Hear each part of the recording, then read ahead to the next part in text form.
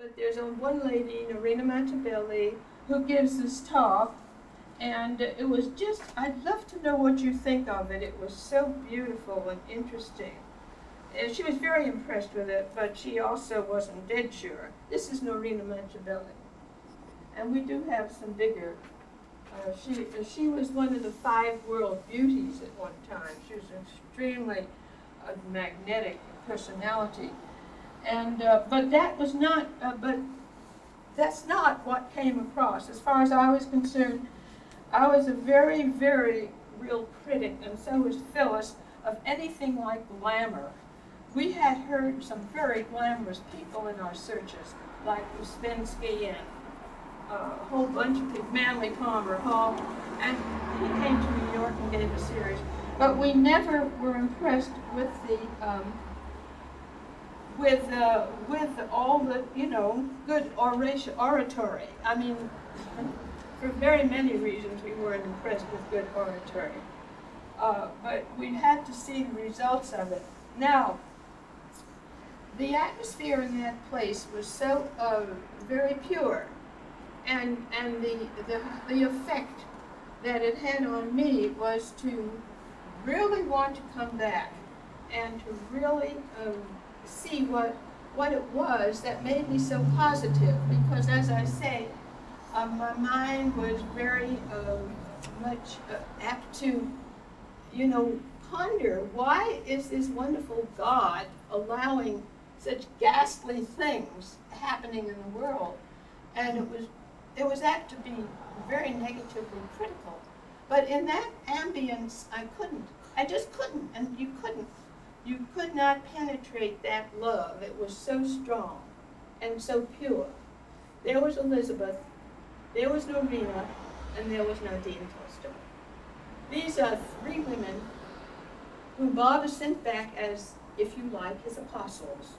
They are comparable, indeed, to the apostles in the New Testament. Bob has said, my work in the West will be done by women. And that's who started it. It's no question about it. Now, we attended the meetings, and several times they would, you know, I got many of the discourses, and books were coming out at that time.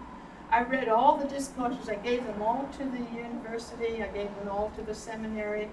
I was always, you know, very avid about distributing Baba's literature.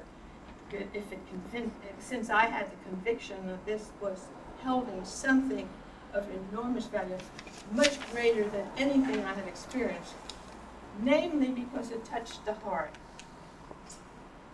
From the heart, it informed the mind. And not the other way around, like at the university, from the mind to the heart. That's all right too. But in this case, it was from the heart to the mind. And I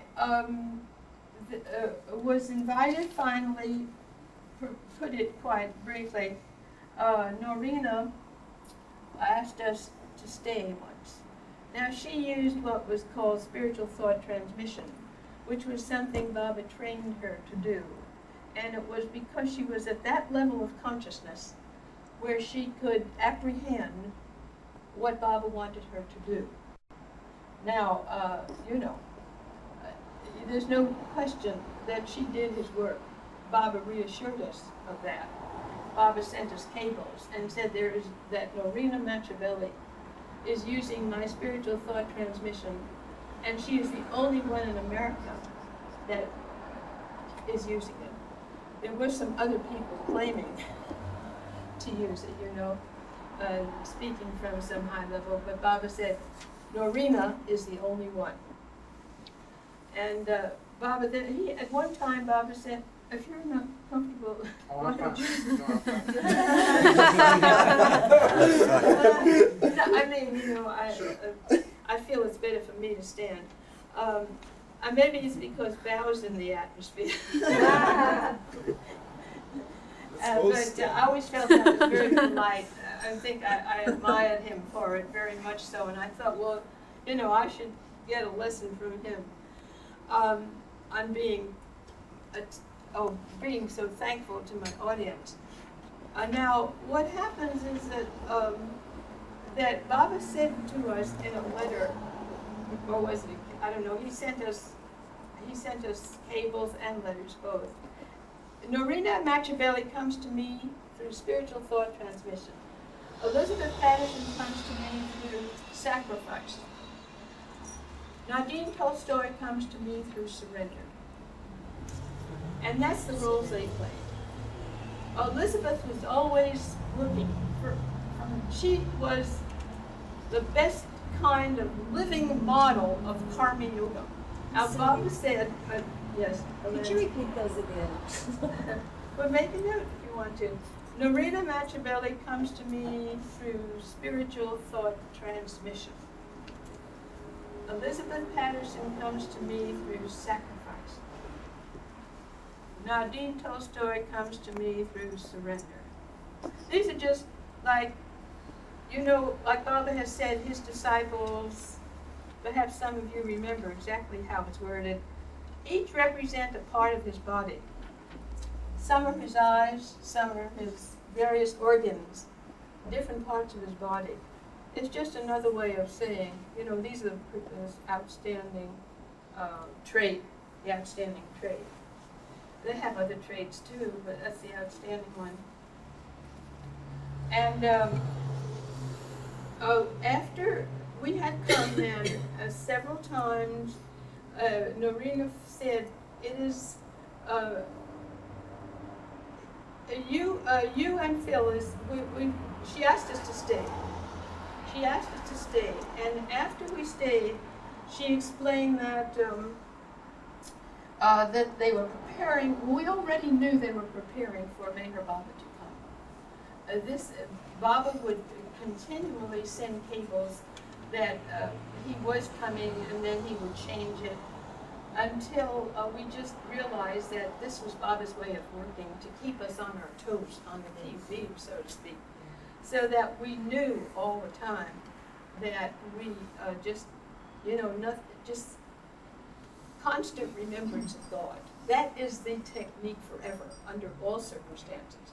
So just thinking of Baba, doing his work. Now, Elizabeth was, every one of them were, for us, such tremendous opportunities to prepare to meet Baba. I mean, how could I ever know how to, who is it, I mean, what is it like to meet the God-man? You know, I mean, I would have just probably driven myself crazy trying to think, now how do I meet the God-man? But living with these women, and that's what it was an invitation to live with them, to prepare whatever way that we are living. Our very singular capabilities allowed us to prepare to help them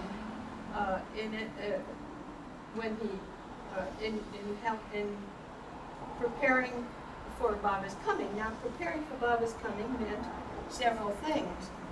Above all, Baba had given Elizabeth 5 conditions for her surgery. She had to find, and he, of course, I mean, you can imagine, when Baba meets with the hierarchy, he lays out plans for the next cycle. And you know, there are 11 ages in each cycle. 11 ages in the 700 or the 1400-year cycle. And we have several stories, you know, where Baba has met with the hierarchy, once in Switzerland, and then once somewhere in Paris, in Bau's volumes you can read, where they laid out the plans for the next Advent.